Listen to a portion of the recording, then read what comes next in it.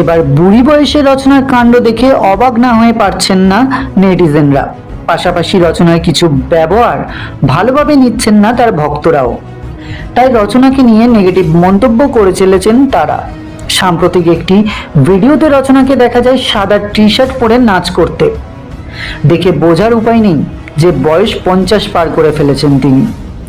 চড়া মেকআপ আর তার পোশাক আশাক দেখে কিছুতেই বোঝা যায় না যে সত্যি বুড়ি হয়ে গেছেন তিনি।